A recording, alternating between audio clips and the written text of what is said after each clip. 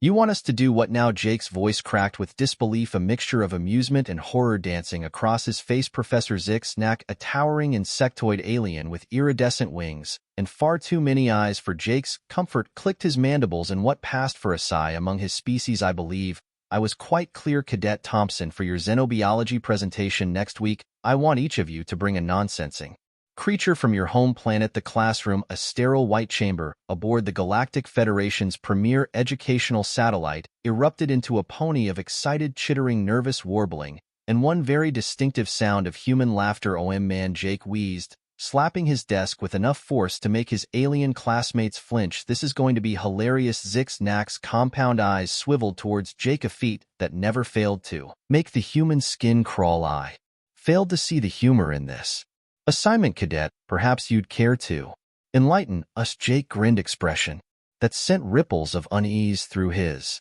classmates. They'd learned early on that when a human bared their teeth like that, chaos usually followed. It's just, you do remember we're from Earth, right?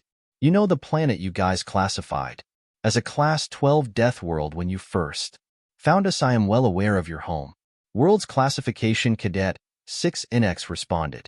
Dry. I fail to see how this is relevant to the assignment. Oh, it's relevant all right, Jake chuckled, sharing a knowing look with the other three humans in the class. Let's just say you might want to reinforce the classroom before next week and maybe get some tranquilizer darts and a really big net. The alien students closest to Jake inched their desks away, their various appendages trembling slightly. Zixnack's wings buzzed in irritation. Cadet Thompson, need I remind you that this is a serious academic institution? We do not engage in dangerous or disruptive behavior here. Of course not, sir, Jake replied, his tone dripping with mock sincerity. We'll be on our absolute best behavior, Scout's honor.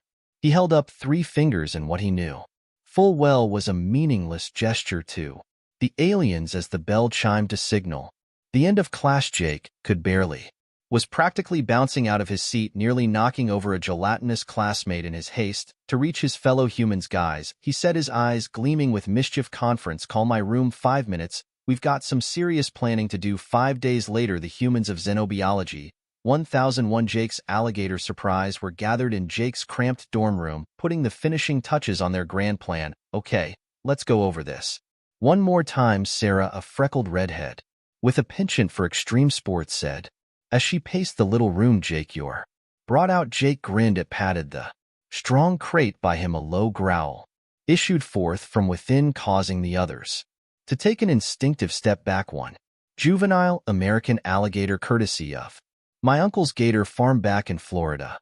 Don't worry, I've got him well secured and sedated for the ride. He'll be nice and cranky by presentation time, though. Perfect, Sarah nodded, then turned to the next human. Miguel, the lanky Brazilian, gave a thumbs up. I've got my golden poison dart frog right here. He held up a small, innocuous-looking terrarium. Had to pull a lot of strings with the conservation folks back home, but they agreed it was for a good cause. As long as no one licks it, we should be fine.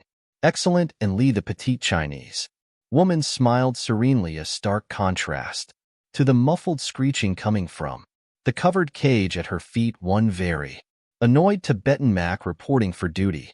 I may have neglected to mention to the zoo that I was taking him off planet. We should probably return him before they notice he's missing. Sarah nodded, then took a deep breath. And I've got my contribution right here. She patted her jacket pocket, from which emanated a suspicious buzzing noise. 1 jar of African killer bees, ready to make some new friends. The humans shared a moment of silent appreciation for the beautiful chaos they were about to unleash. You know, Miguel said thoughtfully, we could probably get expelled for this. There was a beat of silence before all 4 humans burst into laughter. Worth it, Jake wheezed, wiping tears from his eyes. Oh man, the looks on their faces are going be priceless. Remember, Sarah said, struggling to keep a straight face, we're just following the assignment, bringing non-sentient creatures from our home planet. It's not our fault. Earth life is a bit robust. Lee snorted. That's one way to put it. I still remember when that fine exchange student found out about mosquitoes and had a nervous breakdown as the humans continued to chat and laugh. None of them noticed the small spider-like drone clinging to the ceasing its singular eye-focused intently on their activities in his office. Professor Znak stared at the holographic display with a mixture of fascination and horror, the feed from the spy drone he planted in the human dorms. A completely routine security measure, he assured himself, was providing him with far more information than he'd bargained for by the great hive, he muttered, his mandibles clicking rapidly in agitation.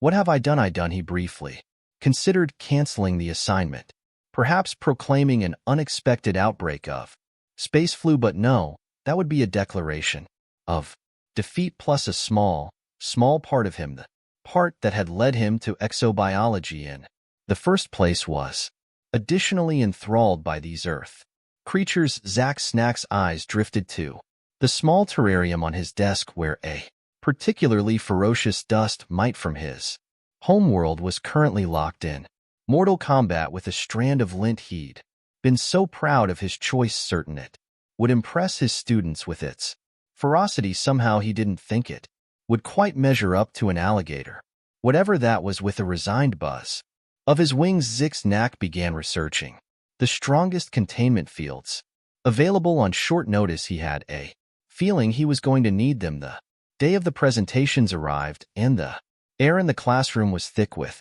tension. The non-human students huddled in little clusters, gazing warily at the humans in their various vessels with a great deal of trepidation. Professor Znak stood at the front of the room, trying to project an air of calm authority despite the nervous twitching of his antennae. Before we begin, he announced, his voice only slightly higher pitched than normal, I'd like to remind everyone of the safety protocols we discussed. The force field generators are in place, and the emergency evacuation route is clearly marked. Now, who would like to go first? A forest of tentacles, pincers, and sorted alien appendages shot into the air, their owners clearly eager to get their presentations over with before whatever the humans had planned.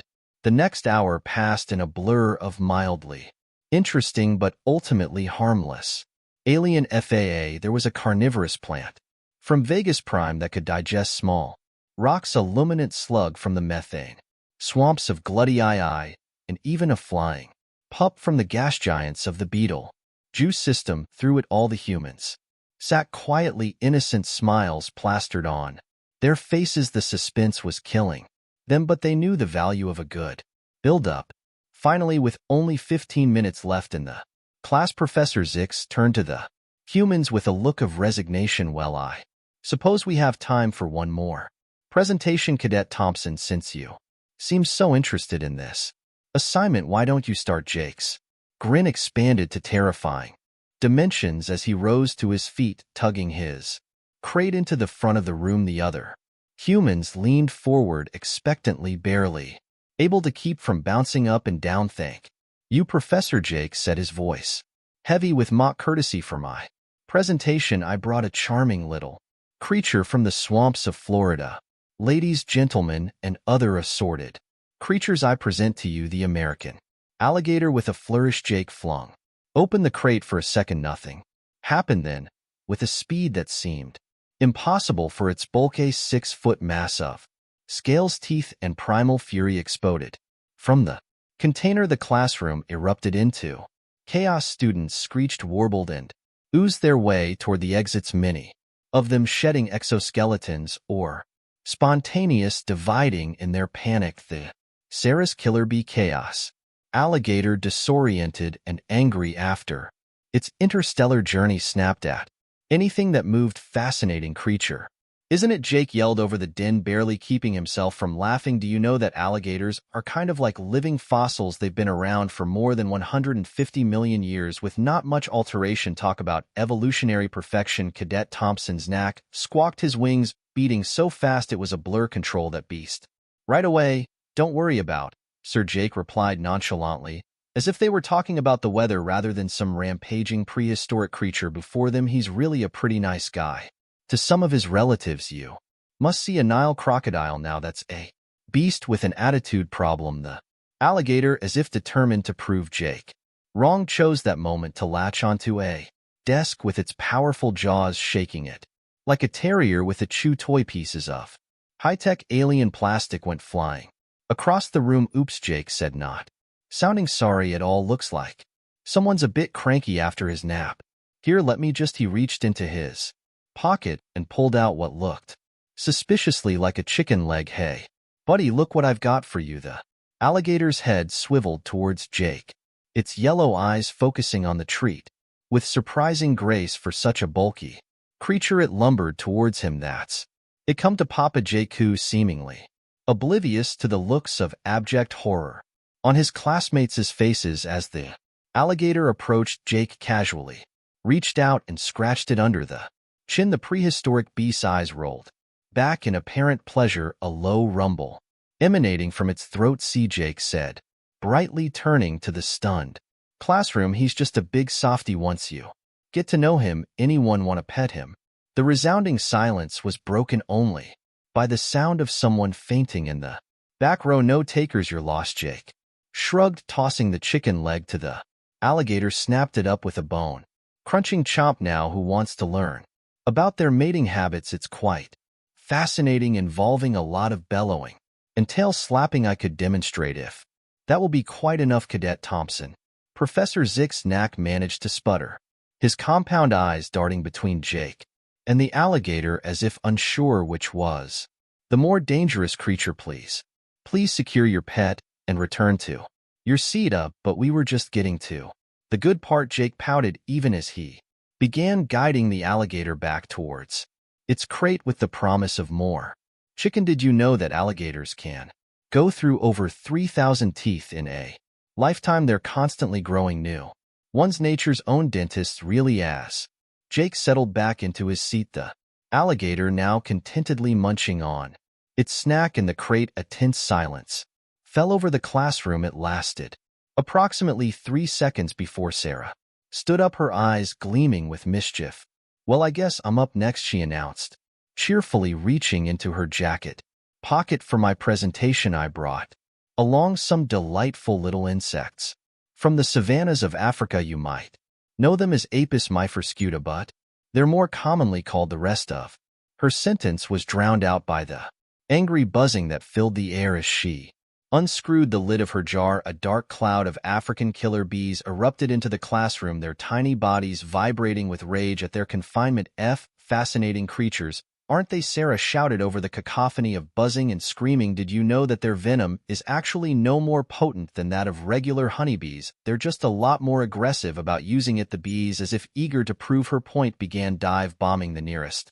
The students' alien appendages waved wildly to swat away the angry insects, only to find that for life forms accustomed to the relatively docile FAA of their native worlds, Earth bees were similar to flying demons. And while not exactly pertinent, Sarah's mumbling continued, seemingly oblivious to the mayhem around her. These little rascals can run perceived threats for up to a kilometer. Puts a different face on the term distance learning, doesn't it, Cadet Wilson? Professor Zick's Nax's voice had risen to a pitch that would have shattered glass if the bees hadn't already taken care of that. Says this madness at once, but Professor Sarah replied innocently, I'm just following the assignment guidelines. Non-sentient creature from my home planet, check. Educational presentation, check. I'm even incorporating interactive elements. She gestured to a group of students who were frantically trying to squeeze their various alien anatomies through a ventilation shaft to escape the swarm. Meanwhile, Jake's alligator, muttering, disturbed by the commotion, had gone to push open its crate once again. It lumbered round the room, snapping its massive jaws at the bees in confusion and frustration. Now that's interesting, Jake said, shifting back in his chair to watch the spectacle. Hey, Sarah, do you want to place bets on which one of them will clear the place first? Before Sarah could respond, a new noise cut through the chaos, a high-pitched, eerily human-like screeching. All eyes, those that weren't swollen shut from beast things anyway, turned to see Lee calmly opening her cage, from which emerged a very angry, very hairy, and very agile Tibetan Mac. Allow me to introduce you to my dong, the second, Lee said serenely, as if she were hosting a tea party rather than unleashing primate fury upon her classmates. He's a bit grumpy from the journey, I'm afraid. Did you know that Macs are intelligent and problem-solving skills? For example, watch how effectively he is using that datapad. Is a club the mock true to Lee's words had indeed grabbed a fallen student's datapad and was wielding it with alarming effectiveness against the bees. When that proved insufficient, it turned its attention to the panicking aliens, apparently deciding that they made much more satisfying targets. Lee's mischievous macaque. Fascinating social structures Maux have. Lee continued her lecture nimbly, sidestepping as Ma Zong 2 went swinging past, now with an alien's tentacle firmly in his grip. They live in large groups with complex hierarchies. I think he's trying to establish dominance now. Isn't nature wonderful? Professor Zixnack, who had taken refuge atop his desk, was beyond words at this point. His mandibles clicked furiously as he tried to process the utter chaos his classroom had become. The alligator was engaged in a tug-of war with the Mac over a student backpack. The bees were forming what looked suspiciously like attack formations, and through it all the humans were taking notes. Indeed, the 4 Earthlings had pulled out their data pads and were furiously scribbling observations, occasionally shouting things like, "Did you see that swarm formation?" or "Wow, I didn't know alligators could climb like that." It was at this moment, with the classroom teetering on the brink of total anarchy, he knew it was time for his share in the mayhem. With an air of nonchalance that bade the insanity around him wait, he stood up and cleared his throat. "Ime," began his voice, somehow carrying over through the cacophony of screeches, buzzes, and panicked alien languages. "I believe it's my turn for a presentation. I've brought along this delightful little amphibian from the rainforests of Colombia. Everyone meet the golden poison dart frog." With a flourish, Miguel opened his terrarium and slowly coaxed out a tiny, brilliant colored frog. It sat placidly on his palm, looking for all the world like harmless, if godly little creature. "Now, don't let its small size fool you," Miguel continued, his tone reminiscent of a nature documentary narrator. "This little guy is considered one of the most toxic animals on Earth. A single frog carries enough poison to kill 10 grown men. Isn't nature fascinating?" Oh, the chaos in the room struggled to a stop as Miguel's words sank in. Even the alligator and Mac paused their tug of war to look at the tiny harbinger of death. "Of course," Miguel said nonchalantly, "it's only dangerous if you touch it, so long as everyone keeps their hands, tentacles, and various appendages to themselves. We'll all be fine. Now, who wants to see it hop?" The question was met with a resounding silence, broken only by the soft buzzing of the now early still swarm of bees. Professor Zixnack, who had been frozen in horror atop his desk, finally found his voice. "See, Cadet Hernandez," he stammered, his antenna quivering, "are you telling me that you brought a creature capable of killing multiple sentient beings to my classroom?" Miguel blinked innocently. "Well, yes, but in my defense, sir, you did say to bring a non-sentient creature from our home planet. You never specified that it had to be safe." Other than Jake chiming and grinning from ear to ear, "Compared to some of the stuff we've got back home, this little guy is practically a teddy bear. Wait till you hear about the box jellyfish, or the inland taipan, or the Brazilian wandering Spider-Man. Got some wild stuff." The alien students, who had been cautiously emerging from their hiding spots, promptly dove for cover. Again at Jake's words, Sarah, meantime, had soothed her bees a little and was now trying to herd them back into their jar. "Come on, girls," she said. "Back to the hive. Who wants some nice pollen? I've got some lovely Arcturian moonflowers here." Lee Macaque, perhaps something that it was no longer the most dangerous creature in the room, had climbed to the top of a tall cabinet and was now sulkily throwing what up pieces of homework at the cowering aliens below. Yoli mused, watching her Sime in charge with fond exasperation. "I'm starting to think that maybe our Earth creatures are a bit much for our classmates. Perhaps we should have started with something gentler, like a koala or a sloth." "Oh, please," Jake scoffed absent-mindedly, scratching his alligator under the chin. "Koas are vicious little monsters. Did you know they can give you chlamydia? And sloth are walking ecosystems of algae and moths. Honestly, I'm not sure we have any truly gentle animals back home." As the human continued their casual discussion of Earth's terrifying biodiversity, Professor Zixnack felt something inside him snack with a sound that was half laugh, half sob. He slid down from his desk and stumbled towards the door. "Class dismissed." He mumbled, his compound eyes glazed over. "Forever. I quit. I'm going back to studying deep space bacteria. At least they don't have teeth, or claws, or poison, or his voice trailed off as he disappeared into the hallway, leaving behind a classroom that looked more like a battlefield than a place of learning. The four humans exchanged glances, a mixture of pride and sheepishness on their faces. So Miguel said after a moment, carefully placing his dart frog back in its terrarium. Same time next week for Xenobot 100, and one I was thinking of bringing in a nice, friendly Venus fly trap. The collective groan from the whole alien student body could probably have been heard in the next star system.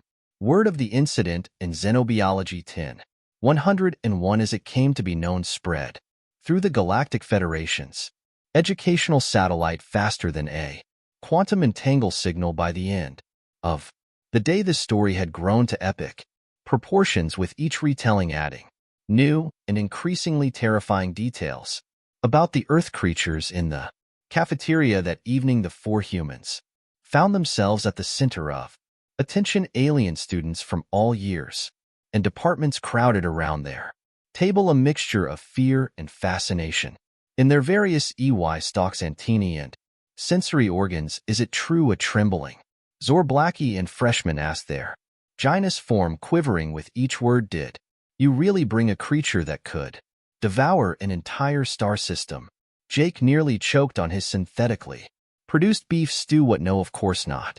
It was just an alligator. I mean, sure, it could probably take off a limb or two, but devour a star system? That's just ridiculous. Although Sarah added thoughtfully, if you give humanity a few more centuries of genetic engineering, who knows, we're a pretty creative bunch. When it comes to making things more dangerous, the Zor blackened made a sound. Miguel's deadly frog reveal, like a deflating balloon, and oozed away, leaving a slimy trail in its wake. You no, Miguel said, idly poke at his meal, which seemed to be poking back. I'm starting to think we might have overdone it a bit. Did you see Professor Zix Knack's face when he left? I'm pretty sure one of his AO was twitching. Lee nodded solemnly. Perhaps we should apologize. It was never our intention to cause such distress. We were merely trying to showcase the diversity of Unity Earth's fauna by unleashing chaos and terror upon our unsuspecting classmates. Jake raised an eyebrow. Well, when you put it like that, Lee had the grace to look slightly ashamed, but you have to admit it was pretty funny. The humans shared a guilty laugh, drawing alarmed looks from the surrounding aliens, who were now convinced that human laughter was some sort of war cry. Still, Sarah said, sobering up, we should probably do something to make amends. Show them that not everything from Earth is coming to eat them or sting them or whatever it is they believe that our dogs are doing. We should try bringing in some pups. Miguel said, everybody loves puppies, right? Jake snorted, yeah, until they grow up into wolves, or worse, chihuahuas. Those things are ankle-biting terrors. What about cats? Lou offered. They're cute and fluffy and equipped with razor-sharp claws and an ability to knock things off of high surfaces, Sarah pointed out. Plus, have you ever tried to tackle cats? It's like trying to organize chaos. The humans fell into contemplative silence, each racking their brains for an Earth creature that wouldn't send their alien classmates into a panic. Oh, Jake suddenly exclaimed, causing several nearby aliens to flinch.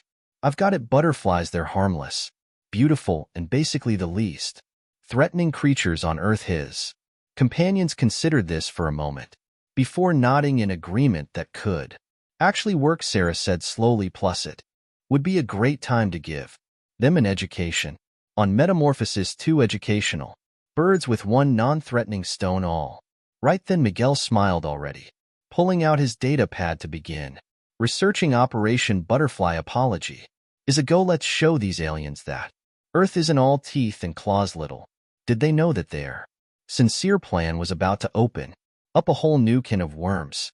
Metaphorically speaking, of course. They'd save real worms for the Kobe Biology 2011 class next semester. The next week, the humans had arrived at the hastily repaired and heavily fortified biology classroom with an air of contrition and 4 large, delicate containers. Their alien classmates eyed them wearily. Many sporting bandages, slings, or in some cases entirely new limbs grown to replace those lost in the Incident Professor Zix KNX was conspicuously absent, replaced by a holographic projection of a stern-looking Arcturian with too many tentacles and not enough patience. Before we start, the hologram droned, its tentacles waving in a hypnotic pattern. I must let you know that the next time, if anyone will succeed in attempting to introduce dangerous fauna to this learning environment, they'll get expelled without more ado and possible face arrest. Do I make myself clear? The humans nodded, soberly did their best to look innocent and harmless. It was a testimony on how rattled their classmates are that this actually worked very well for them. The hologram continued, I know that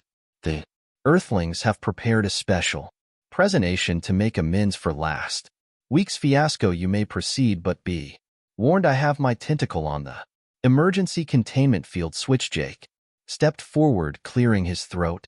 Thank you, Professor J. Calthorpe. The hologram supplied tonelessly. Right. Thanks, Professor X. Jake said, earning a glare that could have curdled milk from several star systems away. Anyway, we wanted to apologize for the chaos last week. We come to realize that perhaps we underestimated our classmates' familiarity with Earth's more robust life forms.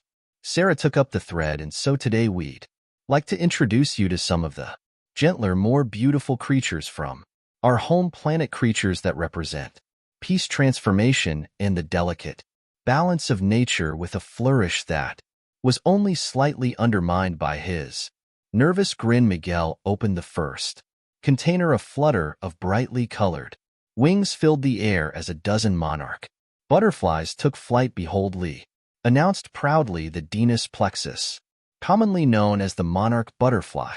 For a moment there was silence as the alien students watched the delicate creatures with a mixture of awe and residual terror. Then slowly, tentatively, sounds of appreciation began to fill the room. They're not attacking, a Vexy student noted, his fox-like ears twitching in confusion, and they haven't dissolved anyone with acid, added a drop from the end of the room, its one eye wide with wonder. That's correct, Jake said reassuringly. Butterflies are completely harmless. They drink nectar from flowers and spend most of their lives simply looking pretty. In fact, monarchs are famous for their incredible migration, thousands of miles each year.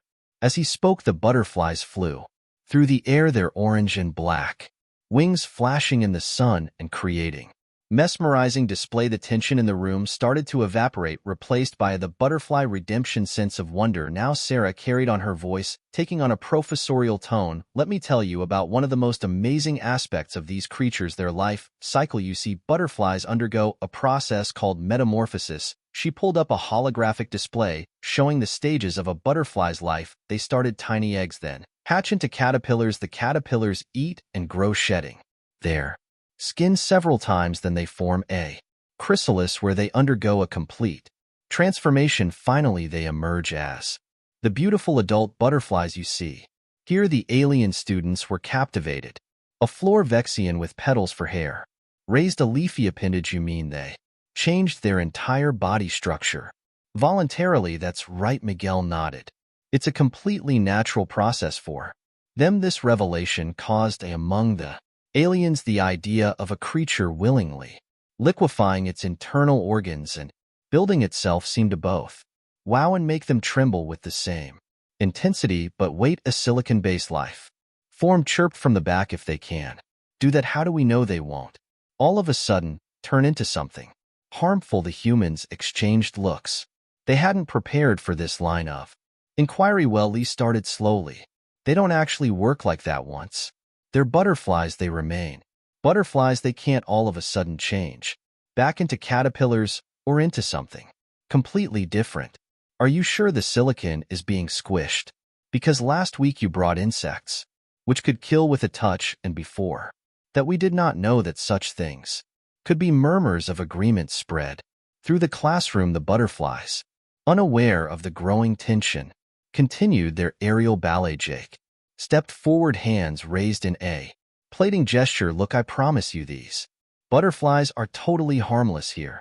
I'll show you. Before anyone could stop him, Jake reached out and let one of the monarchs land on his finger. The classroom actively held its breath, many students bracing for some Kind of gruesome display, but nothing happened. The butterfly simply sat there, slowly opening and closing its wings. See, Jake said softly, totally safe. In fact, on Earth it's considered good luck if a butterfly lands on you. Would anyone like to try? For a long moment no one moved.